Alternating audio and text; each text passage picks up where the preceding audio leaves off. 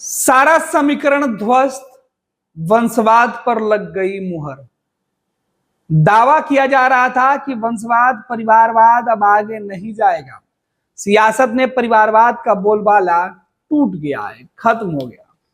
लेकिन बिहार के 4 सीटों पर हुए उपचुनाव में जो नतीजा निकलकर सामने आया वो बता रहा है कि बिहार के 2 सीटों पर न वंशवाद खत्म हुआ और ना ही परिवारवाद।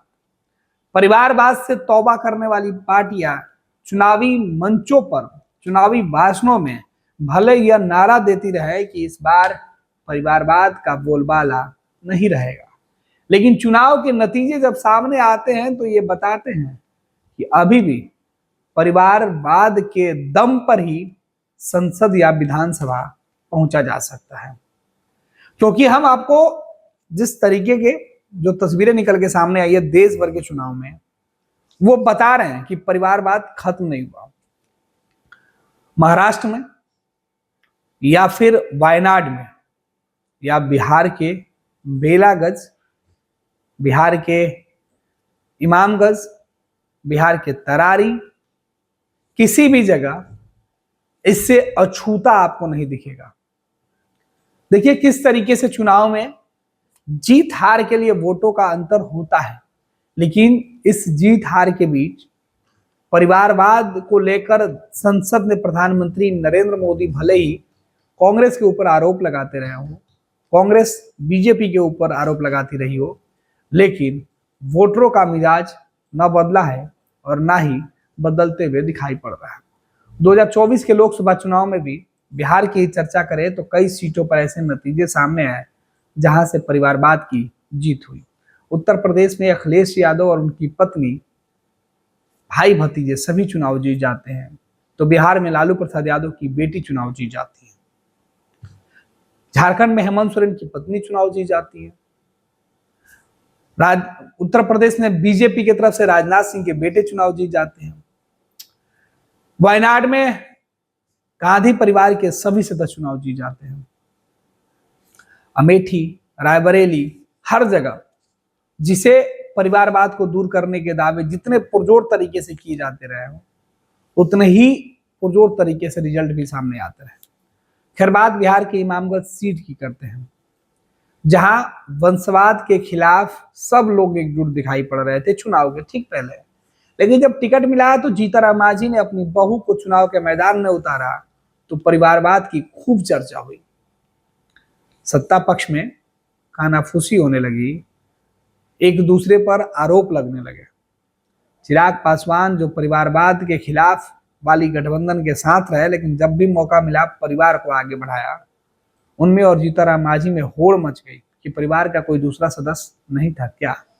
लेकिन जीतनराम मांझी ठोक कर भरोसे के साथ, विश्वास के साथ अपने बहू को चुनाव के मैदान में उतार कर यह साफ कर दिए कि जिसे जो चाहे बोलना है बोले, नतीजा आने के बाद वो इसका जवाब देंगे। और नतीजा आया तो जीतनराम मांझी ने जवाब दिया कि वंशवाद पर बोलने वाले लोगों के लिए ये करारा तमाचा है, क्योंकि जीत उनकी बहू की हुई है। वायनाड में प्रियंका गांधी जीत गई, वो भी एक करारा तमाचा था। उत्तर प्रदेश में अखिलेश के परिवार के सदस्य जीत गया, वो भी करारा तमाचा है। यानी चुनावी मुद्दे में कहीं भी आपको मुद्दे और एजेंडे के अलावा परिवारवाद की नैरेटिव सेट करने वाले लोगों को झटका ही लगा है। फायदा कम, नुकसान ज्यादा हुआ है। जिस तरीके से तरारी में बीजेपी के अंदर जिस जीत की चर्चा खूब हो रही है, उस सीट पर भी विशाल प्रशांत का पारिवारिक बैकग्राउंड जो है वो सुनील पांडे के वजह से है, क्योंकि उनके पिता विधायक हुआ करते थे, उस इलाके से वो लगातार चुनाव लड़ते रहे हैं और इस बार उन्होंने जीत खुद लेकर बीजेपी के झोली में डाली है। तो परिवारवाद यहां भी टूट गया। इमामगंज में जीतनराम मांझी की बहू ने जिस तरीके से जीत हासिल की है, उसके बाद तो चर्चा खूब हो रहा है। कहा जा रहा है कि सभी जो समीकरण बनाए गए थे वो समीकरण ध्वस्त हो गए। इस बार कोई समीकरण काम नहीं आया। वंशवाद पर जिस तरीके से मुहर लगी, वो बता रहा है कि वंशवाद यानी आगे जाने की नई पीढ़ी की राजनीति पर लोगों ने भरोसा दिखाया है।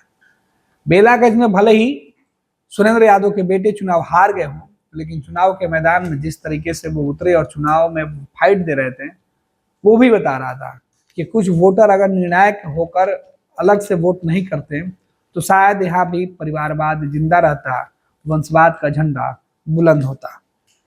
आपको बता दें कि गया के इमामगंज विधानसभा उपचुनाव का परिणाम सीधे तौर पर राजद और राजग दोनों गठबंधन को सोचने पर मजबूर करते हुए दिखाई पड़ रहा है।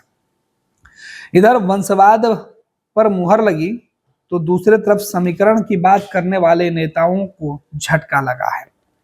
समीकरण अटूट रखने के वादे करने वाले लोग बचाने में इसे पूरी तरीके से विफल रहे। इस बीच जीतनराम मांझी जो है, उन्होंने जिस तरीके से अपनी बहू को चुनाव के मैदान में उतारा और उनके लिए लगातार लोगों से संपर्क साधा, वोट दिलाने के लिए, लोगों को यह बताने के लिए कि उनकी विरासत को बचाए रखने के लिए उनके इलाके के वोटरों का साथ चाहिए, वहां पर लोगों ने उसे स्वीकार किया। इधर चिराग पासवान परिवारवाद के खिलाफ इस लड़ाई से खुद को दूर रखें। जीतनराम मांझी के बहू के चुनाव प्रचार में एक दिन भी चुनावी जनसभा चिराग पासवान ने नहीं की, क्योंकि दोनों जिस समाज से आते हैं उस समाज में अपनी मजबूत पकड़ जो है वो रखना चाहते हैं, अपनी छवि बनाना चाहते हैं। लेकिन दोनों के ऊपर ही परिवारवाद का जो है वो धब्बा लगा हुआ था।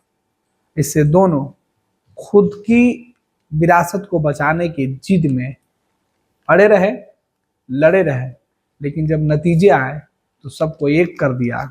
समीकरण साधने वाले लोग समीकरण बनाते रह गए और इधर वंशवाद पर वोटरों ने, बिहार की जनता ने मुहर लगा दिया।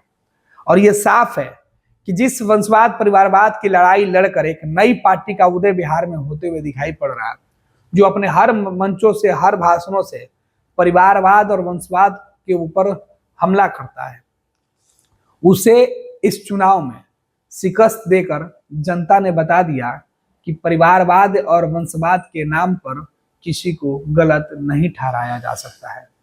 गलत और सही उसके कर्मों पर आप आंक सकते हैं। तो दीपा मांझी की जीत सीधे तौर पर एक व्यक्ति विशेष को बड़ा झटका दे सकता है, जो परिवारवाद से दूर नई सोच के साथ एक नया समीकरण साधने में जुटा हुआ हो। भारतीय जनता पार्टी का सदस्य बनने के लिए 8800002024 पर मिस्ड कॉल करें। निवेदक भारतीय जनता पार्टी बिहार। 26 वर्षों में 17,000 से अधिक डॉक्टर बना चुका बिहार एवं झारखंड के छात्रों एवं अभिभावकों के बीच सर्वाधिक विश्वसनीय एवं लोकप्रिय संस्थान गोल, नेशंस लीडिंग इंस्टीट्यूट। हमारा विश्वास गोल के साथ।